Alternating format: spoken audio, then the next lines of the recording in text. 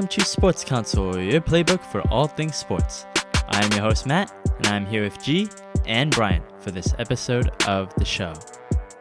Hindsight is often 20/20, and as we approach the final weeks of the fantasy regular season, we reflect on some of our preseason picks and talk about some of the biggest fantasy moves that we regret in hindsight. Plus, a longtime special podcaster makes his season debut on the Week 11 Listener League recap, and we reveal our starts and sits for Week 12. Today is November 18th, 2025, and this is episode 196 of the show. What's up, guys? Good to be back. Good to see you guys virtually. It's great to virtually meet you guys. The link up is so lit. The link. We are approaching the end of the fantasy football season, which just feels so weird to me, honestly, because I feel like, I don't know about you guys, but I feel like the season's been kind of short, at least, because I personally started off the season internationally, so maybe that kind of shortened things, but I don't know. Maybe time flies when you're having fun. Yeah, or if you're busy. I feel like a lot of people I know have also been pretty busy this fall in particular. So yeah, I feel like this season has gone by really fast, and then the games have been kind of all over the place too, right? It's like whole season's tough to tell who's really the top dog in the league. Yeah. Can't believe we're already in Thanksgiving season already as well. Yeah, it's been a good season so far, though. I hope these rest of the season kind of, including the Thanksgiving games, the Christmas games, and everything, kind of go the way this season's going. It's interesting and fun. Yeah. But we still have a podcast for you. We have a packed agenda, and we are Sports Counsel. And G, where can the people find Sports Counsel? I would love to tell the people where Sports Counsel is. So where we are is on your phone, on your laptop, on anywhere you can social media.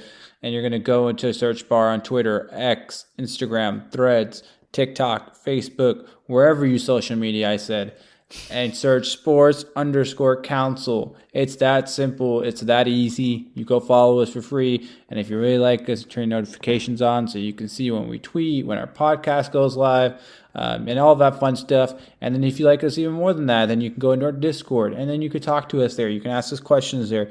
You can see what happens, live reactions, all that fun stuff in the chat as well. So 2 free things. I always say, why not? It doesn't hurt you. Support us. Sports_counsel on all your favorite social media. Yep. Follow, subscribe.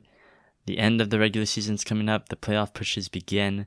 You really want our advice and our counsel. We've been doing great for our listeners so far. We've been answering every single question. So join in. Get your advice. Completely free, like G said. So follow along, sports_counsel. Well, we have a very, very special Listener League recap for Week 11. We just pre-recorded this, and like I said in the intro, it is a returning podcaster who has not made his debut this entire season up until now. So it's going to be very special. He's very charismatic, and I'll leave it at that. So why don't you take a look? All right. This is our Week 11 Listener League recap. And if you're not a part of this Listener League, it's okay. You can skip ahead. But we really encourage you to listen to this recap because for the first time in a very long time, a podcaster is making his return to do this recap. I won't delay it any further. How are you doing today, Gav? Oh, man, I'm so back to just make the podcast a little bit more digestible and funny. I was gonna say ugly, but I guess it's all the same thing. No, I missed you guys. I missed the boys. I'm not gonna be here for that long, but I was here for the recap. Sorry, babies. We miss you too, Gav. It's good to have you on for the recap. Now you're just a special guest nowadays, but you still got a key part in our hearts. Oh, for sure. And I want to fill every crevice that you guys are missing, or that. Okay, I have a crack you can fill. Whoa. Wait a second. Whoa. Well, with that, we should probably start the recap. 1 minute. Took 1 minute. 1 minute in. Right. Golly. You see, this is what you guys are missing.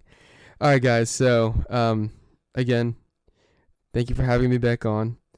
I'm just going to start with my homeboy, J-Rock Z Kittens, microphone assassin. He went 132.50 against D. Romeo Celtics team. He won 132.50 to 92.92. Shout out my boy Brandon. Good win. Yeah, huge win for him. Beat the shit out of him. It's tragic. Yeah. I was low key rooting for him to lose so I could like bump up one. Wow, it's my homeboy, and then 2 seconds later, I was rooting for him to lose. You know, I've been I don't know if you guys noticed, but I've been terrible this season, to be honest. Yeah, we noticed. Don't worry. That's crazy.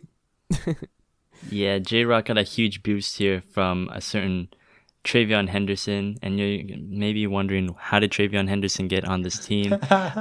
We will discuss that on the main episode, but it was a huge boost for him, obviously, because he got 3 touchdowns out of him. I'm sure you're happy about that, Gav.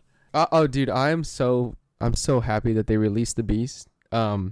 It took a little bit of time, but I'm just scared that like they're gonna use Ramondre just as they're gonna shoot the beast with the tranquilizer and then bring out a nice pup.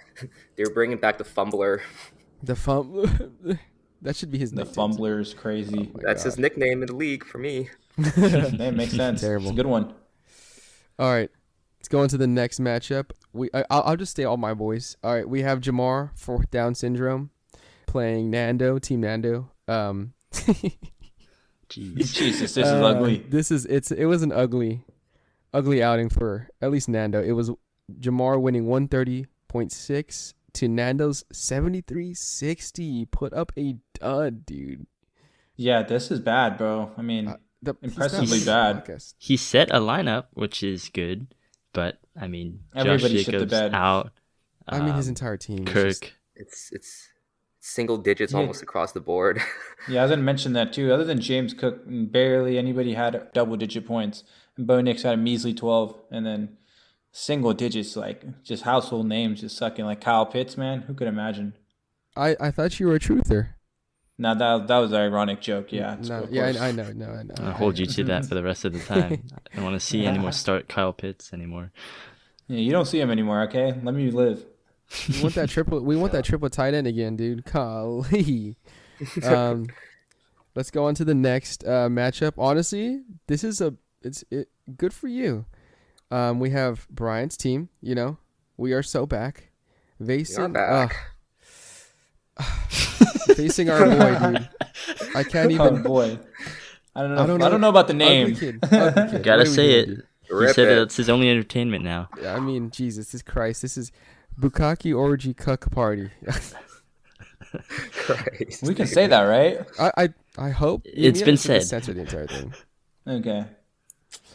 So Bryant won 144.22 to 78.60. I feel bad because they put up these high projections for the guy every week, and he never gets close. He gets nothing to it. Oh my god, it's terrible. He had this is awful. Quentin Johnson 0 points, Chargers defense -2, Judkins 5, Waddle 8, Rice 9. These are good players. No, seriously, on paper it's a good team. Yeah, They're getting single digits there. Yeah. I feel bad. I feel like every week there's 4 guys that get cut by ugly kid's team, and then the worst part is it's I don't ever even think about picking him up. He's following our advice. He's constantly changing it up, but it's not working. Ironically enough, Zonovan Knight, Bam Knight, is the highest scorer on his team with 14 points. Oh yeah, Bro. we love Zonovan Knight. You know, I felt that, dude. Honestly, because my team is dog water too. But and somehow you still scored more points than Nando, which is crazy. I know, dude. I was low key sweating it out because it's ridiculous. Yeah. I mean, but also Bryant, your team is nasty. Is King Henry back? King Henry is back. Everyone is doing pretty well, except now Drake London is unfortunately hurt. He gave me 18 this week. That's a pretty big loss. I think next week I'm going up against G here. And if you believe in projections, I'm pretty screwed. I'm at my full strength lineup's 28% chance to win, but that's insane. We've beaten the odds before. We'll see. Nah, dude. I hate this, bro, because if I lose it, the expectations are so fucked. Yeah. Well, we gotta wait and see. Hopefully, it's a good game at least. You know, close one. I want to be edged, brothers. Okay. Let's just move on to another fellow podcaster's game. Matt, the YMC3 the Younger Men's Club, versus Dylan. You know, shout out baby Dylan. A whole lot of baby. What's this? Whole lot of baby mamas, which is so true. Matt pulls out a win, 135-54 to 124-52. Golly, what a little sweaty. The ball could not be more clenched. Yeah, I mean, again, missing a lot of players here. Ricky P came back and then gave me 1 point in the lineup. That didn't really help. But that's I mean, all bad, bro. That's crazy. God, Nico, Ted McMillan, man, I love that man. I've had a draft push honestly, on him. bro, like I've that's drafted not him happening everywhere. ever again. I It's don't just care. not happening. 33 points, it doesn't matter. 33 points against You beat Dylan. number one week Atlanta 11, pass we beat defense. Dylan in League 11. That's it, and that's never happening again. Like Bryce Young is never playing that good again. Oh, I mean, for sure, because for some reason against Atlanta, he turns into prime Tom Brady. But I'll take it. It won me a week, and sometimes that's all you really have to hope for. The young man, Huge win for you though, and the Huge standings. win. No, seriously. younger than ever, and is that they're the- coming into form. They're maturing. They're hitting They're getting puberty. older. Yeah. Yeah, I mean, that was a huge win. As I said, for win. the standings, for those keeping track, we'll make sure we recap it at the end. But huge win. Yeah. Look, good job, GG, Matt. Dylan. Sorry, Dylan. Let's just go into, G's game of the week, I would say. It was G, less garbage team, versus Decker, one of our listeners, Josh.0. G pulls out the win. Good job. Podcasters on top. 141.74 to 119.08. G, how are you feeling? Dude, I love it, man. I love my white people, man. Shout out Christian McCaffrey and shout out Trey McBride, man. They're the fucking they're holding me down here, bro. And Michael Wilson, who I didn't play, had 33 on my bench. It shouldn't even been close. You were labeled the least efficient manager this week because you could have had 180. Jeez. Jesus Christ. And I was so close. I was like, dude, I honestly, like, I don't want to sound like ignorant, but it's going to sound so ignorant. Like, I didn't even know what I was going to pick for the topic of the week if I got the listener, like, the highest score again. It's been so many times, Count his laurels before even. Oh, my God. It's a humble brag right there. There, I know, dude. Hey, man. Congrats on your less garbage team. Thanks, man. Okay. Thank you. I want to see your white men team versus the younger men team. I think that'd be a good matchup of stereotypes. No, it's okay. It's okay. I don't need to see that. The gimmicks, yeah, I would they love would to see go crazy. anything right now. All right, and then to cap it off, my nasty win. Okay. Oh, sorry, spoiled it. This week I went up against Mitty, King Mitty, whooped them. Sorry, my team, King Mitty. Shout out my team. Tried really hard this week. We won 112-10 to 102-34. Gab, how are you feeling? I'm feeling great, dude. I'm feeling great. Oh, Jesus I Christ. hate the middle. We take down the There we middle. go. Let it rip. Yeah. I'm sorry, guys. Yeah, it was a big win for me, honestly. I don't know how the hell I pulled this out of my booty. I mean, Just an overall quality performance from everybody. Like, no one was too bad. I mean, besides Njoku, which, you're basically expecting him to be ass, but no, like, I know. no one was too bad. No one was too good. No. McCarthy, you're out of here, dude. I know that Sam Darnold's on my team, and he didn't do that. You mean with 9? Not, huh?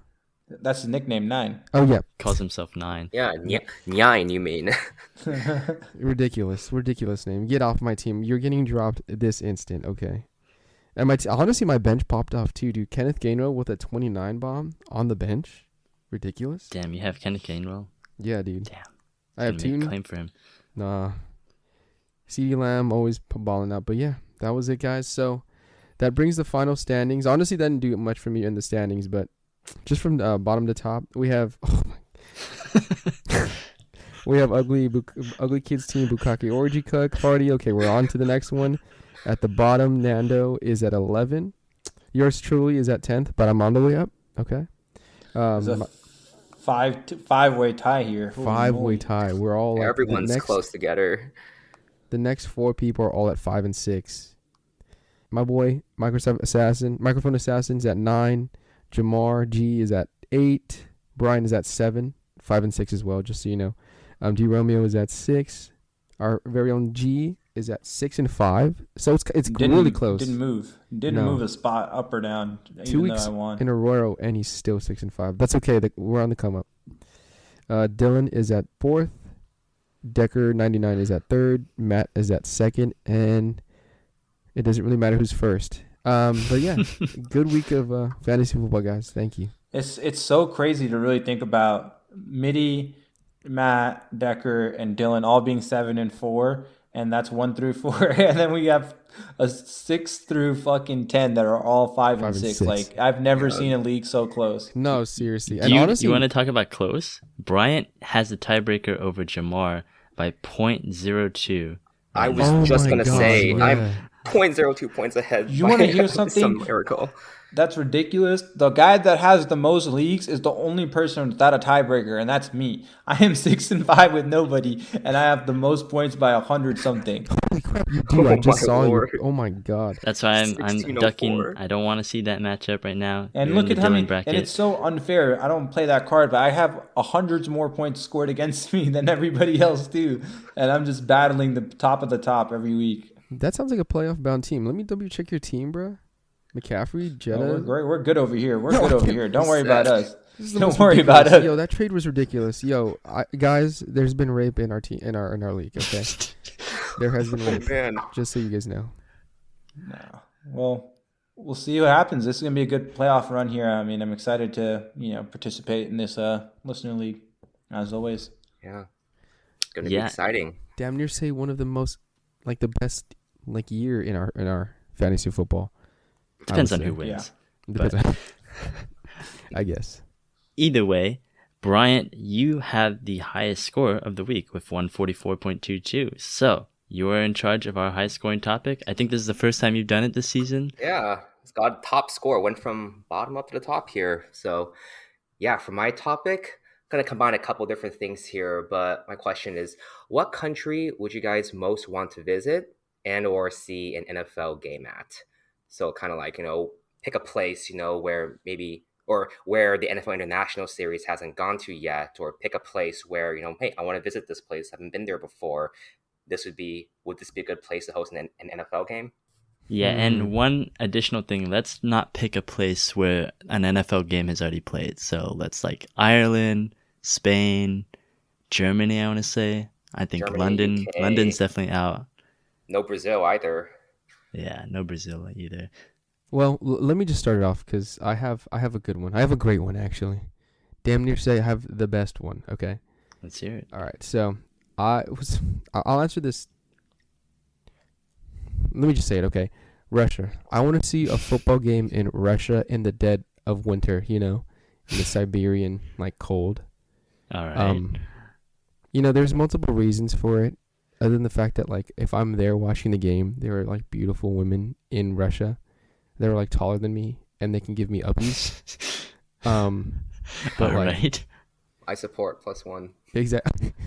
Let's go, Brian. We're going to get. I'm buying our tickets. The main reason is that I feel like the reason when you spread football is or watch football games in other countries is to have players from that country. We want to make it worldwide, like soccer is. That'd be the main goal for me at least, and a strategic point, marketing. I'd feel like once we get Russian players in the league, dude, actual Russian players, those guys throw bombs well. I mean, they have a lot of practice right now. They've had a lot of practice. I'm telling you, dude. And honestly, they're good at running too. I've seen videos of them running away. Yeah, they gotta beat drones. Dude, we could have multiple Christian McCaffreys. I'm a Patriots fan, if you guys know, and I think what we're missing is a Rex Burkhead type of player. I swear we can get 9 of those straight at the gulag in Russia, dude. Clock it. So you want a football team of 9 Russian Rex Burkheads? Dude, Yeah. damn near 3 yards every play, dude. We're gonna get to the freaking end zone. It's just gonna be boring as hell. I think it's best if Okay. I stay silent in this. Yeah. Real answer. I want it to be in Italy. Why don't you go next then? I will completely change course from where we're going here, and I will give a normal answer. Explain. I mean, oh my gosh. First of all, Sports Counsel has been international it feels like all year long. Like personally, I've been to a couple countries, as you guys have known from the podcast. Like I've been to Europe and Asia. I think G, you took a trip to Japan like last year, right? Bryant, Yes, that is correct. you've been to Eastern Europe. Nando is going on a trip in a couple weeks, I believe, to Japan. So, I mean, it's all part of our operation to market Sports Counsel to the world, as well as overthrow governments. But either way, I mean, so one place I do want to go to, and I think that the NFL really should go to, down under. I really think that Australia would be a fun place to go to. I've been wanting to go to Australia for a while now, and I think that the NFL, it feels like they've just completely ignored, the Southern Hemisphere other than Brazil. So, Actually, I mean, Matt, I'm gonna stop you right there. It was a good Okay. choice. They already said that they're gonna host one next season, I think, in Australia. I think the Rams are okay, gonna so be the Roger home took my team. email then. Damn. He Well, you can listens? shift countries. Just go So a that little means bit I more can south. travel to Australia then. Or I have might the game do be that. in New Zealand. Have the Haka start off the game. Haka. Yeah. It's probably going That'd to be happen interesting. anyway. Yeah. I mean, I got a country. You kind of hinted at it earlier. I am a prisoner of the moment, so send me back to Japan. I think that would be just awesome vibes. I don't know how that would work. I don't even know if they have interest in football like that out there. I didn't really see anybody watching football when I was there. I was still watching. Japanese Yeah, I don't know. people I really think it would like just be cool. they really like American stuff.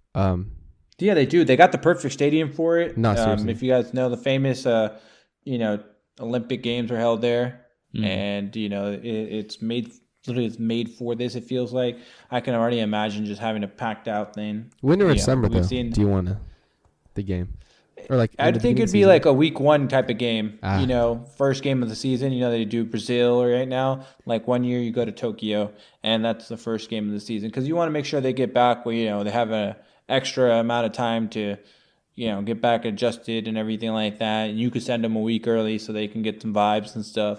But it'd be lit. What do you think like the time difference there is? What is it again? Like, It's like a day Like 4 hours or something. So it's like basically like I was watching games at like 2:00 in the morning. Jesus. Dang. Yeah. yes, it'd So be a it night lit- game too. Be a night game, but what would it be here? Like 8 a.m. or something? Like, oh wait. Yeah, it'd be like 5 early. p.m. their 5 time. p.m. It's like 1 p.m. our time? Well, let No, me it'd be double 1 check. a.m. Jesus. It'd be like kinda- honestly, That'd be a fun little game. those guys get hype. To be honest with you, Japanese people get hype. Yeah. Yeah, the World Baseball Classic was going on. They were hyped. The Dodgers World Series run, they were hyped. Like they are Fuck big the into Dodgers. baseball, and I think if we can kind of start getting some Japanese people to start messing with football, imagine a Shohei Ohtani that played linebacker and just rocking people. That'd be lit. Yeah, we Yeah, want I mean- linebackers. We don't want young Waku anymore. I just kickers. He's Korean. Oh, Japanese. Oh, don't cancel us. they Also, kind of all like look the same. No, I'm Whoa, playing. whoa. I'm Asian. I'm Asian, Hey, guys. I'm yo. allowed. he's got the card. No video. Well, there's no one more proof. thing too. Like they got sumo wrestlers. There's that one video I think of like Micah Parsons versus a sumo Yeah. wrestler, and that guy didn't budge at all. So you got those guys on an O line, a D D line. tackles, it's over. D-tackle, It's you're not literally running down the over. middle. You got no space at all. Honestly, just go for the vibes. They don't even need a football. We can eat sushi together and ramen. Yeah. All right, I'll take us home on the topic here. I'll go as a country. I've been here before, but definitely the NFL has not come here, and I don't think they have plans to put a game here. But you can't forget about China, one of the most populous countries in the world. Now, in terms of a game there, I don't know how big interest is for football. Like they love basketball out there in China, but football is probably going to be less than that. But I just feel like if you go to like a game there, how like a gigantic stadium in like Beijing, and there's just like some probably shitty game going on, like Dolphins Browns or something like that. Like I feel like the stadium would be packed, but people would just be like so bemused, confused, and just like while watching all these huge Americans tackle each other. I think that actually could spark some interest there. I can see like this stuff like trending on Chinese social media, like insane Americans tackling each other. I can see that trending out there and maybe causing a boom. And I mean, they got people of all different sizes out there in China these days. I think there was like a stat like Chinese, like the obesity rates higher in the US now. I don't know Yo. if that translates to football or not, but there could be room there. It's one of the biggest The countries vibes in would the be world. That cool. could be a great market. Yeah, the vibes especially would be very, very unique if it was out there. They could just force all the Chinese people to watch football. Literally. Literally, I'm sorry. That got very political. just You could literally force them to watch it. Yeah, you have like Xi Jinping out there. He's just like staring at it, and then when he claps, everyone else is clapping too. It'd be surreal. If you get that Chinese Yeah. market into the NFL and they get like, a consistent market out there that watches it, oh boy, you see them salary caps, they're going to raise the roof. Wild. We're going to see billion-dollar contracts out Do there. they? Okay, but my question is, do they sell fakes at the stadium, or is it real jerseys when they're there? The fakes will find their way inside easily. You just You're go gonna with have guys right outside the stadium selling the fakes, and they won't give a shit about the police. So that's literally how it'll go down. the peanut guys just got fake shirts. Yeah. Well, that would be a sight to behold, to say the least. All right. You heard us, Roger Goodell. Make it work. All of these are very good suggestions. Roger, I know you're listening to this. We've already planted our seeds in a bunch of different countries, so reach out to us because we're very good at global outreach right now. So come hit us up. But that was our Listener League recap for Week 11. Thank you again, Gav, for showing up and, giving giving a very patented recap right there, to say the least. You only get authentic Gav. It was good to be back, guys. Thanks for letting me do the recap. Hey, it's good Appreciate to have it, you man. back, man. You have Good a to have good you. one. You're always welcome. I will be back. Yes, sir. Ooh. Foreshadowing. But we're going to send it back to the podcast. All right. Thank you once again, Gav, for a very, very interesting recap that we had on the show. I mean, what else did you expect? It was Gav coming on. It's good that he still brings the same, energy to the show. Energy, yeah, energy. Yes. But we really do appreciate it, Gav. Always entertaining when we record with you, man. All right, but we do have a special topic that we want to discuss. We kind of alluded to it on the recap, but another trade was made in our listener league.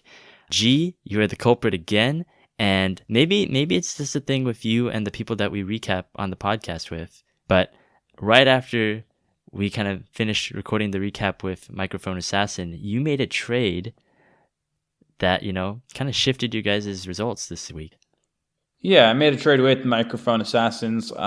We brought up a great point during the trade target portion of the episode about what players we should go after. And I don't just give out this advice. I go and do the advice, right? And I, put my money where my mouth is. So I went out and traded for Justin Jefferson, the same way I told everybody else. I was able to get him for Ladd McConkey and Travion Henderson. But for the people on the way back, I can't really hear them, but I can kind of put together what they're saying. That's a fleas. No, you shouldn't let him do that. No. That's what I hear. It's very kind of hard to hear, but that's what it sounds like. And I would just say, he wouldn't have won if he didn't have Travion Henderson this week. So, it's a good trade. He won. I won. What's the problem? Do you feel like you won now? Not yet. This is winning for me comes about 6-7 weeks in the playoffs. That's where it matters for me. Right now, this is good. We have a great start of a team here, but I feel like the trade was good. I just have no wide receiver depth. I have 2 wide receivers that I can start, and they'll be starting every week the rest of the season. I think it's very interesting so far in the trades that you've made, G. And then, yeah, you put your money where your mouth is. We said Justin Jefferson's a trade target because he has an amazing schedule in the playoffs. And you went out and you traded for Justin Jefferson, right?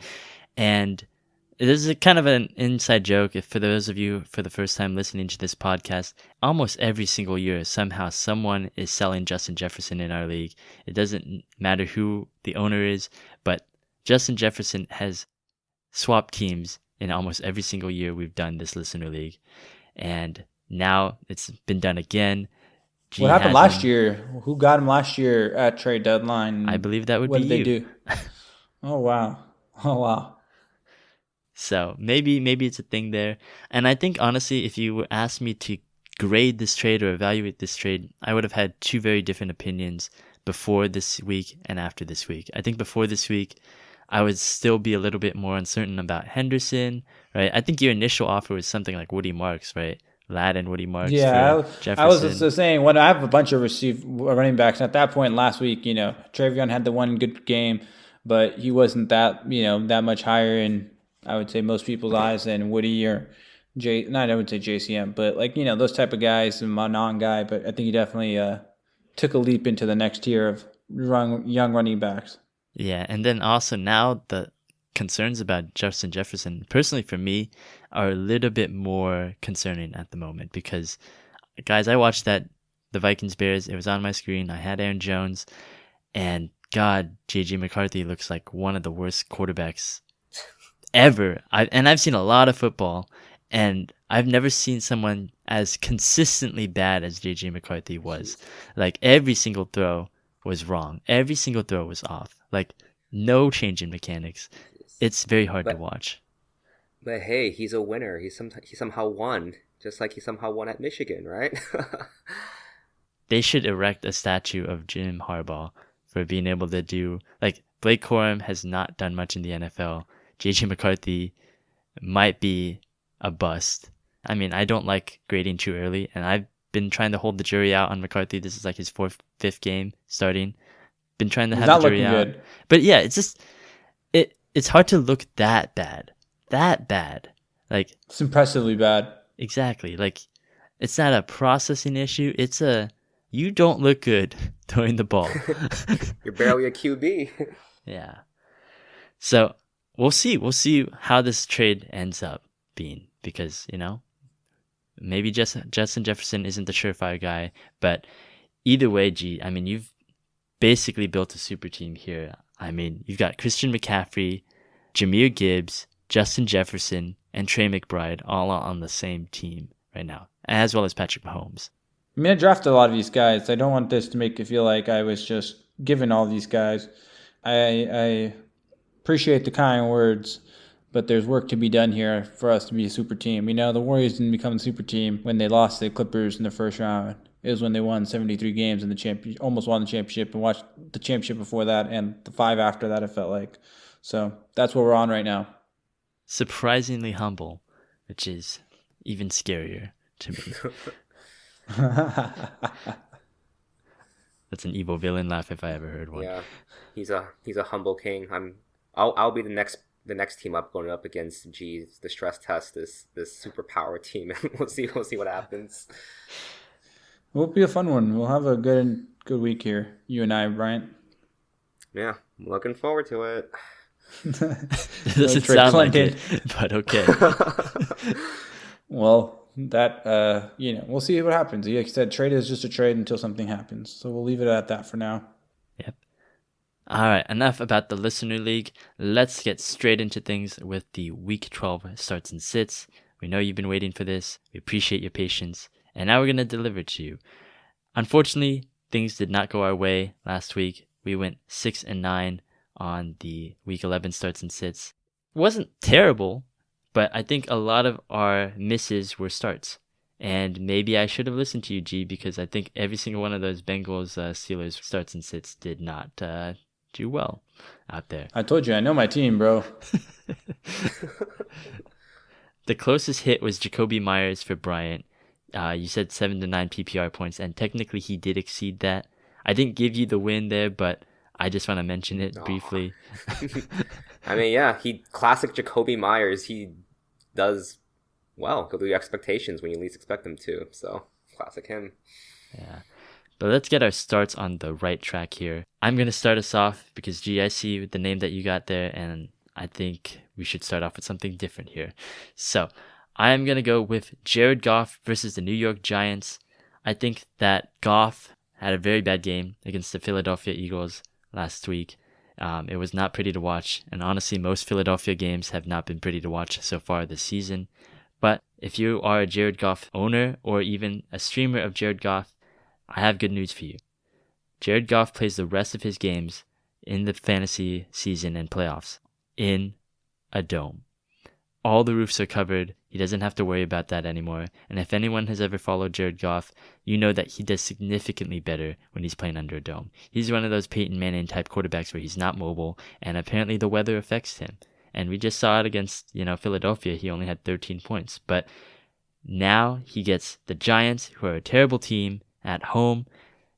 They love running the score up at home, and the Giants have been one of the worst defenses so far. Jordan Love had his bounce back game against them when he struggled against Philadelphia. Now Jared Goff struggled against Philadelphia. I expect the same result against the Giants. Poor Giants. They keep getting the Philadelphia Eagles scraps here, and they keep getting rebounded on. So, bounce back game for Jared Goff. I definitely agree with that. You kind of did pick a harder defense. It kind of goes against our usual ideology of, quarterback starts. I'm sticking to the same ideology here with Mason Rudolph as my quarterback start against Chicago. I mentioned earlier, I know my team. Mason's going to be starting this week. Oh, no. It's the most disgusting pick on the board. It's not fun, but he's gonna play better than the expectations are. He might be projected like somewhere between 11 to 14. I think he'll get somewhere between 15 to 20. Like, it's realistic in the sense of like he is competent. He's a good backup quarterback, and good backup quarterbacks can start a week or two and look good. Like Mac Jones. If you start him for 4 to 5 games or longer, then it kind of, shits the fan. Cooper Rush, a bunch of other guys we can go on, Jake Browning. They always look good at the beginning, and then it all goes downhill. So at one game against a Bears defense, I think Mason Rudolph could definitely put up 2 touchdowns, maybe 200, 250. I think that's definitely in the realm of possibilities. It's usable. That's all I'll say. I mean, right? Bears suck. Bears defense is not good. Like, they have had a good few weeks, sure, but their offense is what's been saving them. So this is not as like crazy to me as if you just think about matchup. DK probably have a lot of yards and get a good game as he's due, and Aaron Rodgers hasn't been looking for him, and I just think it's good. It's the run game's looking decent too, so it's all should be leading to a very productive Mason Rudolph week. I'll be honest, I did not know Mason Rudolph was still on the team. So, what do you mean? He came into the game last week. No, I didn't know that he was the Steelers' backup quarterback. He's been on the until team he for came a while. Out. Yeah. No, he was gone actually. Sleeper has his picture as the Titans profile picture right now. He was also gone, yeah. So he was on the Titans. He didn't come back last year when we had the Fields Russell Wilson connection, but now he's back. Oh yeah, I thought he was always been on the Steelers, but yeah, this guy has returned to Pittsburgh. Yeah, I mean, it's pretty strong parallels with the matchup I'm looking at here. The Arizona Cardinals, right? Jacoby Brissett doing his thing, throwing for an insane amount of completions the other week here. It was the Cardinals, but they still lost to the Niners, and that's where I'm going to go for our running back starts. Now the Jags are playing the Cardinals, so Travis Etienne versus the Cardinals. Look for that good matchup against the Cards there. And the Jags are interesting in that they came off a pretty interesting week for the running backs. Bashaw Tutin was right there neck and neck with Etienne, although Etienne had one more rushing touchdown. And while Tutin's definitely seems to be getting more work as the season draws to a close here. So confident in Etienne. He's a bit of a bigger back, so expect him to still get some of that goal line work going. And last week was a blowout too. They won like 35-6 or something against the Chargers. And who knows? Game scripts could be different this week versus the Cardinals, and it might just be the Etienne show again. And Tutin might get slightly less work there, but. Even though both running backs are looking good, look for Etienne's waivers as these Cards. Yeah, I would also look at Bashaw Tutin if he's on waivers right now, because Etienne did end up scoring a lot of points there, but I think Tutin also got hurt during the game, so I wonder, what the split's going to be like. It could be a lot more of a split backfield going forward, so worth a speculative ad, especially at this time of year. The market's very thin in terms of free agents, so if you can get a guy with some kind of talent out there, that's a win. I totally agree. I think you just got to find the matchup and target it. I think that's what you're doing there, Matt. Yeah. And let me preface this. Every week, I am going to pick a start against the Cincinnati Bengals defense. And I'm going to tell you this now so that you don't say, oh, why do you keep picking on the Bengals defense? Because they are historically awful right now. They are on a historic pace to be one of the worst defenses ever. They're going to talk about this in the history books as to how bad they were. And we're living it right now. But Matt, how did that work for you last week? Didn't work well. But everyone has You picked all the wrong players too. If you were any players to start, you didn't pick any of the right ones. It's true. But I'm giving you the formula here at least.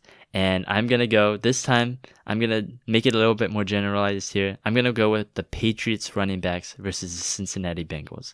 Why did things go wrong last time? Because I said Jaylen Warren against the Cincinnati Bengals. And for some reason, the Arthur Smith hijinks happened, and Kenneth Gainwell got a lot of carries. I think Warren got a little banged up during the game as well, so that might have been a factor. But Gainwell was getting a lot of carries. He ended up scoring like 27 points. So let's generalize this. Cincinnati's still really bad. They are still last in the league, and they're still giving up 27 points per game to running backs this season, which is a lot.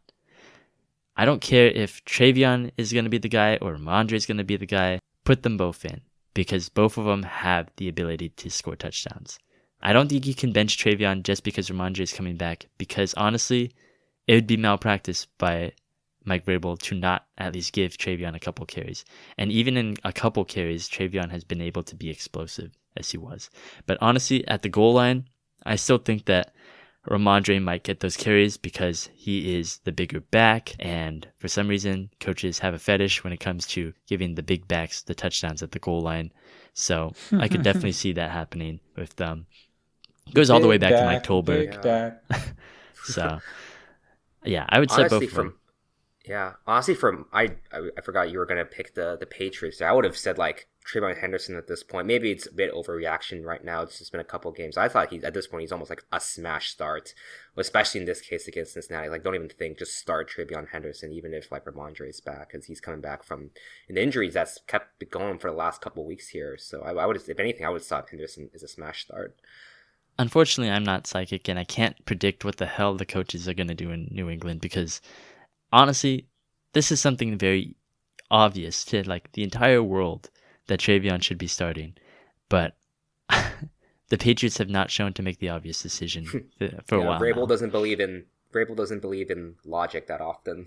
Exactly, especially when it comes to rookies. He's like the anti-young men's club, honestly. He's your nemesis. Play the young guys, Vrabel. It's working wonders. Well, I want to kind of stay in that same game for my next start here at wide receiver.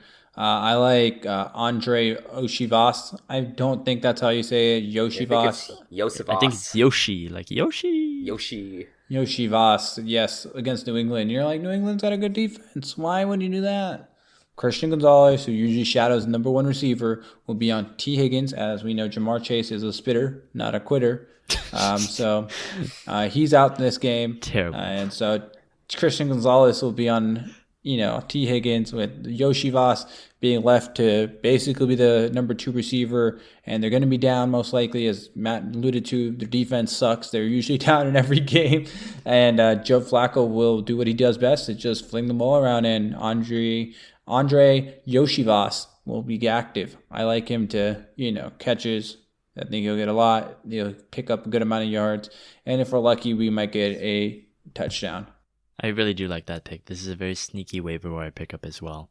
So, for at least 1 week. Yeah, it's a good 1 week start if you're a guy. I think it's like the Chargers receivers, or I think there's another team still on bye for some reason. Broncos, but Broncos. If you got some of their guys who need to flex, desperate, go for it. I don't see why not. Yeah, well, it's our favorite time of the starts. It's the tight end touchdown guarantee. And I got an easy one. I'm going to throw myself a little alley-oop off the backboard. I got Travis Kelce against Indianapolis. But they got to get something going here soon. And Travis Kelce is their red zone guy. I think he'll get one. I don't need to feel like I need to explain that one too much. It should be a good game, so I think that the higher volume of scoring, Kansas City is desperate right now to get a win. They need to stay into the playoff mix, so they might need to go back to old reliable there in Kelce. I'm going to go with another pick. I'm going to pair this with my Goff pick. I'm going Brock Wright versus the New York Giants. Again, Giants are a pretty bad team, especially when it comes to, a lot of the passing options. I think if I'm going to pick Goff, I'm going to go with Brock Wright to score a touchdown, and it's a very kind of he's a guy that's probably out there right now because no one really expected Sam Laporta to be on IR. So maybe you want to get Brock Wright into the lineup. Maybe they'll involve him a little bit more. And I think I like him for a touchdown. My touchdown guarantee, gonna begrudgingly have to pick this guy, Hunter Henry. classic pick on this show, but he's going up against that dreadful Cincinnati defense who's been hemorrhaging multiple touchdowns. Somehow they didn't give one up last week, but I know, that pisses me off. But in their earlier matchup against Pat Fryermuth and the Steelers, they gave up 2, so they probably, I don't know, sold out against the tight ends there, but they're still going to be bad against tight ends. So Hunter Henry, he's been having a bad couple weeks, as Hunter Henry does, but this is definitely in the beginning of the season, he has his good games, towards the end of the season, Hunter Henry's back, and then he's going to fall their relevance again. So this is a perfect opportunity to start him up. Man. It's very personal between Hunter Henry and Bryant every time. Yeah, it felt like that was more than just a start. Yeah, I've fallen for him too many times, fallen for his tricks. It's a situationship. Speaking of sits, you see what I did there? Yeah, that was good. That was not bad. I'm going to sit Dak Prescott versus the Philadelphia Eagles. And I know this is kind of a shocker here, and it's a tough one. But I told you guys to sit Patrick Mahomes last week, and that went pretty well. He did not do very well against that Denver defense. And honestly, against the Philadelphia Eagles, quarterbacks have not looked good, like we just talked about, right?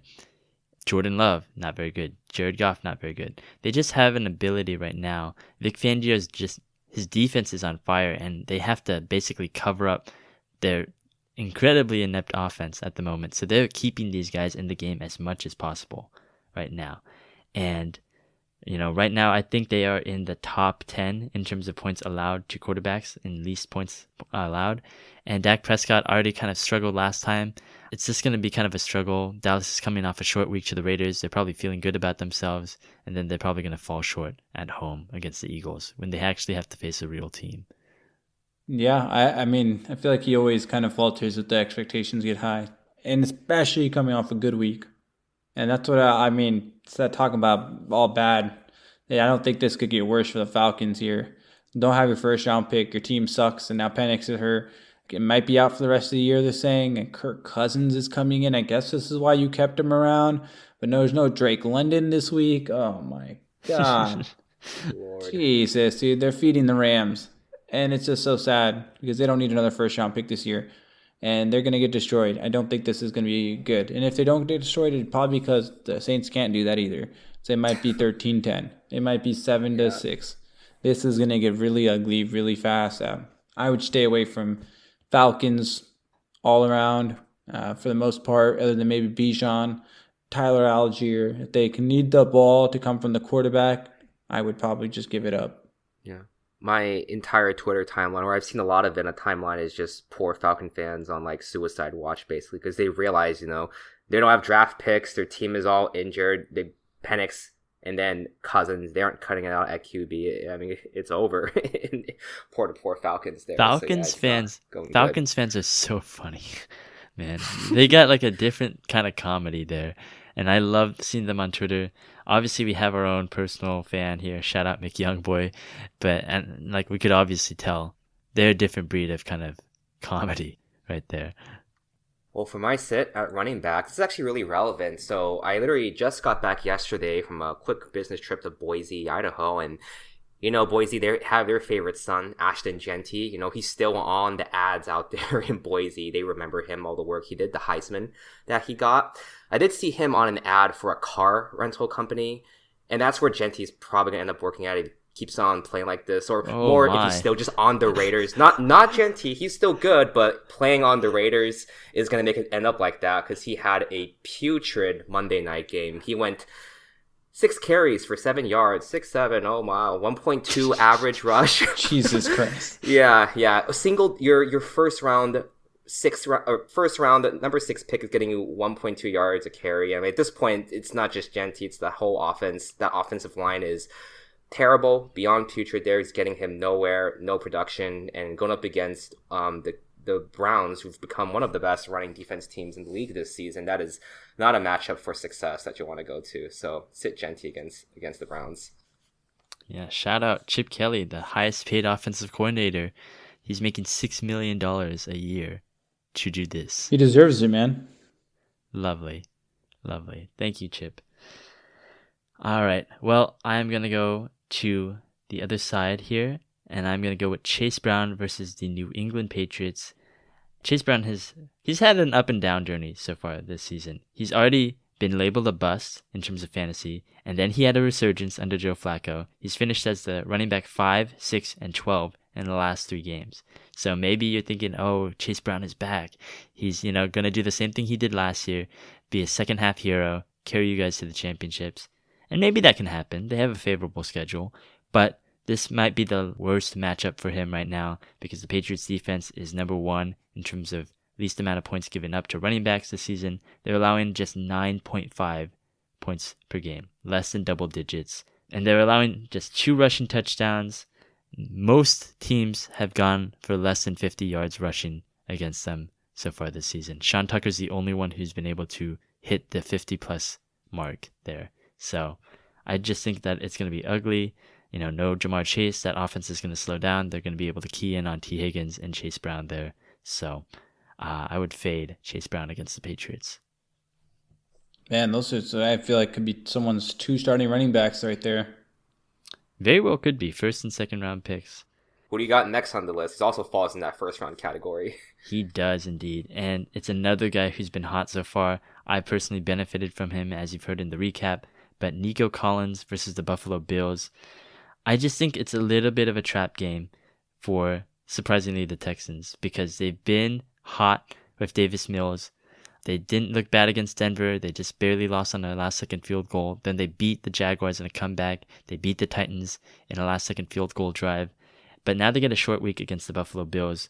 The Buffalo Bills are not playing around anymore. They don't really have enough, they don't have any cushion right now. They have to start pushing for the playoffs because they aren't even leading in the division right now. I think they're a game behind the Patriots, and they still got a game against them.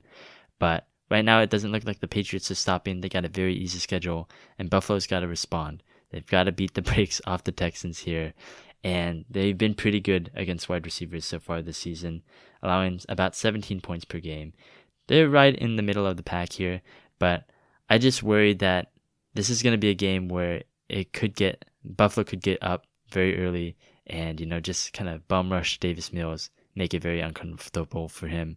And we're going to see why he's exactly a backup quarterback. So then it would be a bad game for Nico. Damn. Wow. That one felt a little personal too. It's nothing personal. I love Nico Collins, but I just think that that's why. It's like I could feel like the emotional trauma behind that one. The train's about to fall off. That's what I'm worried about. Well, we'll see what happens with that. I feel like the talk about chains falling off. Colts kind of looking a little bit more shaky. Chains getting a little shaky there, rattling a little bit. They got the Chiefs this weekend, and this is a big game for the Chiefs. I think they have to win this, but I think the Colts, on the other hand, they want to win this. They want to send the Chiefs out the playoffs. The best thing they can do is run the ball. And then after they're done running the ball, probably give back Jonathan Taylor, keep Patrick Mahomes off the field, and continue to just ground and pound the game and win that way. I could kind of see Michael Pittman getting played out of the kind of realm of what's going on there. And they just got so many mouths to feed there. I don't see that being the way they kind of attack the Steve Spagnuolo defense with Daniel Jones versus the blitz. I think it's going to be a lot of running and play action. Tyler Warren will maybe get active, but I just kind of see Pittman not being the best matchup against a difficult Kansas City defense. Kansas City, 3rd least points allowed to wide receivers this season. Yeah, Not my boy. Sorry, I know that's your guy, man. I know that's your guy. We'll see. Finally, for tight end sits, Harold Fannin Jr. versus the Las Vegas Raiders. Raiders haven't been too bad against tight ends. I think they're like maybe a slightly beneficial matchup for tight ends there, but not by much. They're like an average defense. They're 5th best in points allowed right now, so they're really good, actually. Yeah, they're doing good. going up against Harold Fannin, who has kind of cooled off a lot from the hype at the beginning of the season. But the bigger thing is who's at quarterback. Whether it's Dylan Gabriel or freaking Shador Sanders, they say a tight end is a rookie quarterback's best friend. I don't think that's going to save any of these rookie QBs, especially if it's Shador Sanders out there, because he had terrible. I think he was terrible. I think there's a stat like if you like throw away the ball every single throw, you would still do better than the rating that Shador Sanders got out there. So Jesus. the QB room is, they had 4 or 5 QBs at the start of the season. Has not worked out at all for them. So yeah, they're all over the place. Would not look Fannin's way against the Raiders. I think that's funny. They had 5 QBs on the roster to start the season. They are now on the 5th QB. They're on their young men, and their young men are the worst of the bunch. Whoa, did somebody say young man? Go pick him up. Go pick up Shador Sanders, Matt. I might do that. Okay.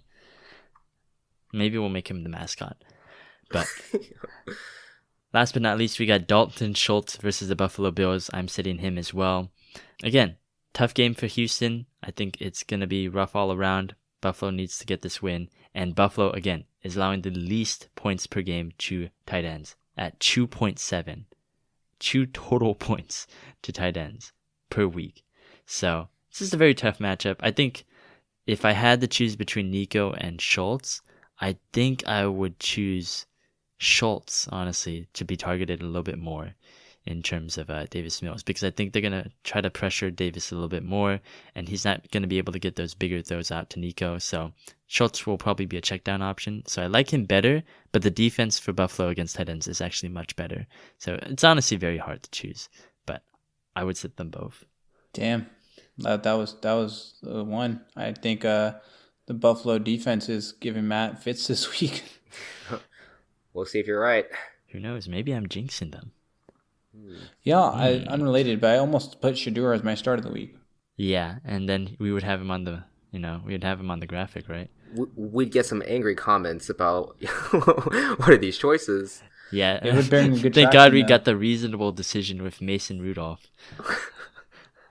I'm here to be reasonable, guys. Don't worry. That was our Week 12 starts and sits. And as always, we have the full list of starts and sits on our social medias. On Saturday afternoon, we post all of them. So make sure you follow our social medias. Once again, that is sports_counsel on Twitter, on Threads. That's COUNSEL. We post the full list of starts and sits there. We have the graphic up on Thursdays on Instagram. Take a look at all of it. Make sure you ask questions on the Discord. If you're still having trouble with some start-sit decisions, we are there to answer them. Well, 11 weeks has passed. It is no longer summer, as evidenced by the very gloomy, dark evening that we're recording this right now. But we did make a lot of predictions in the preseason. We had a whole preseason primer on fantasy football. So, in the spirit of kind of keeping us accountable, we kept ourselves accountable with our starts and sits every week. Now we're going to go back and look at some of our picks in hindsight from the preseason. And then we'll also discuss kind of the moves that we should have made in hindsight this season. Well, let's look back. I feel like we'll have very interesting takes here. It is very interesting indeed, honestly. And I'm very sad that some of the main culprits of our preseason primer are not here, but maybe they'll be listening along. But let's start off with some of our council champs here. This was supposed to be our big ones. This was supposed to be our league winners for the season. Jamar, G, and me were on that podcast. Let's go off with me first. I think I started off on a right note here because I picked Devontae Adams as my council champion, and he has been pretty good so far, right? He's done really solid, yeah. He's done exactly what I asked him to do, which is basically they are going to catching touchdowns. Stafford's doing exactly what Aaron Rodgers is doing, throwing to him at the 1 yard line. So he's getting those touchdowns. He's been a very good wide receiver to start. And G, you picked Patrick Mahomes here. You were very big on him. I was, and I kind of saw the vision there. I felt like they did as well, but recently it's kind of been hard. I still think he's playing fantasy-wise pretty well. Could definitely be better. Kind of a little bit inconsistent for my liking.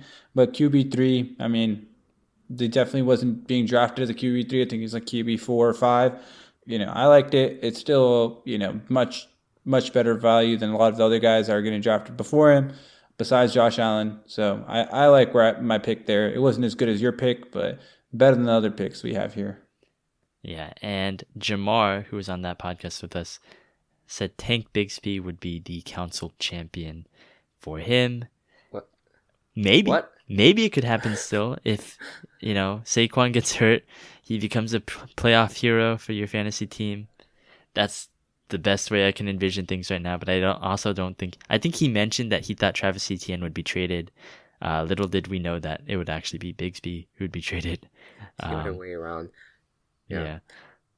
I'll toss my hat into the ring. I think I remember, I was just probably for like your MVP of the league. I don't know if it's the same thing or not. Pretty sure I went with Caleb Williams, another quarterback, which Caleb at this point, he's been really on and off. He's had like great games, but also putrid games too. And then he had a easy start of the season, but now towards the end of the season, he has some pretty hard games. He's got Philadelphia, Green Bay, Cleveland, Green Bay again for the segment. So that's where it's going to be the rubber meets the road. Is he actually that quarterback, or has he just been feasting off of these weaker defenses? So jury's still out on Caleb. We'll find out this week. That's all I gotta say. Start off against Pittsburgh. That's like one of the last easy games left. Damn, I just Easy? realized it's going to be... Easy. Wait, what? You're the easy game on our schedule, buddy. Easier. It's still Chicago. Let's not get too confused. I wonder what happens. It's you versus Mitty now in the football realm. What do you mean what is going to happen? Fucking hopefully beat him and I can talk my shit. If the Bears win, do you come back on the pod? As long as Mitty's not on. We'll have to see. Well, we also have our sleeper picks that we want to just briefly mention here. Honestly, nothing has shown out yet. Maybe they're very deep sleepers here. Mitty was on that show, and he picked Jadon Blue for the Cowboys. I don't think we expected Javonte Williams to do as well as he did. No way. Yeah. It could have been a good sleeper pick, honestly. But I think that we all underestimated how well Javonte Williams is going to be, and honestly, how consolidated those carries were going to be in that offense. I just couldn't see it coming. So I don't know what to add on that. Jadon Blue wasn't a great pick to start with, for sure. I didn't think that he would be like a breaker. I just thought the Cowboys running game wouldn't be as productive, especially the pass catching element of it. I just completely disregarded. They've been targeting Javonte a lot too, so giving him a lot of work and all downs, which is kind of crazy. Which is kind of what I was hoping would happen to my guy, Tajay Spears. I hope to get some type of work. He's slowly getting touches there. It's incremental. It's not consistent, and I don't know, and it's valuable at all. It's a bad mix.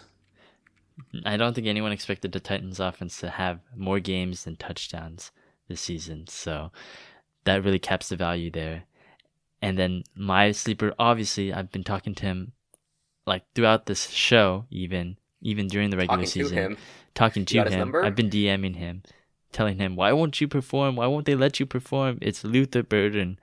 And I still believe in this sleeper pick. I still think that, again, the timeline here wasn't weeks 1 through 8. It's weeks 12 through 17 here. So we're still on track. He's slowly making his way up. I honestly think he's still a sleeper. And I think he'll wake up. And I think he'll be sleeping for the rest of the season. You never know, man. You never know. This is where it counts. League winner. But I think he'll sleep still. I cannot wait for the day that Luther Burden breaks out.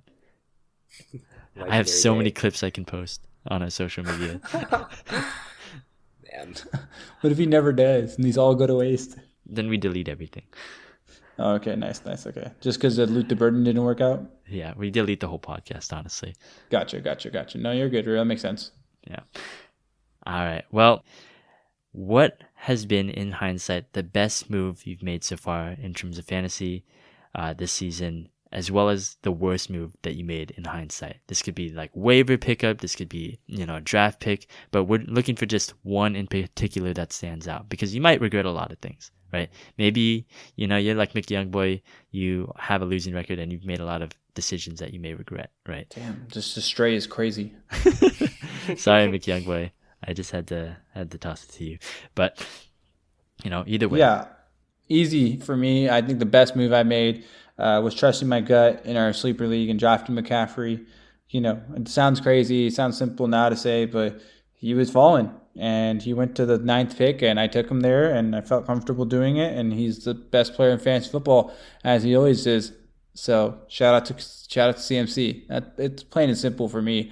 That's why it's hindsight, right? So it's so obvious. Yeah, that was G, I was gonna pick Christian McCaffrey if you were not ahead of me. So I'm very sad about that.